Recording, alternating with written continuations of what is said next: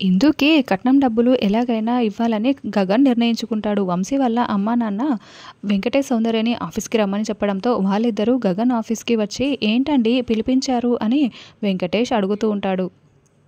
ఏమీ లేదు. ఇందుకు ఇవ్వవలసిన కట్నం డబ్బులు ఇవ్వాలనుకుంటున్నాను అని గగన్ చెప్పడంతో అవునా! అయితే ఇచ్చేయండి అని వాళ్ళిద్దరూ చాలా షాకింగ్‌గా, చాలా సంతోషంగా ఒకరిని ఒకరు చూసుకుంటూ అడుగుతూ ఉంటారు.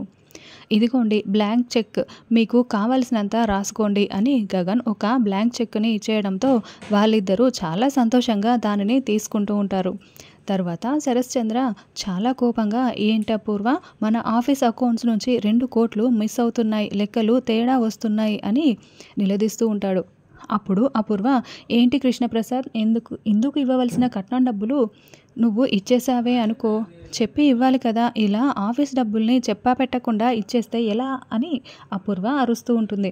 ఏంటి అపూర్వ గారు అంటే నేనే ఆ డబ్బులు కొట్టేసి చెప్పకుండా ఇలా లెక్కలు తేడా చూపిస్తున్నానని అర్థమా మీ ఉద్దేశం అని కృష్ణప్రసాద్ అరుస్తూ ఉంటాడు.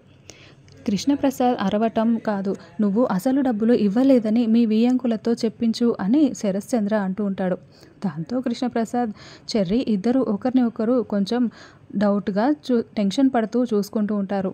వెంటనే కృష్ణప్రసాద్ వెంకటేష్‌కి కాల్ చేసి ఒకసారి మా ఇంటికి వస్తారా అని చెప్పడంతో సరే వస్తామండి అని వెంకటేష్ చెప్తూ ఉంటాడు. పక్కనే సౌందర్య కూడా ఉంటూ ఉంటుంది.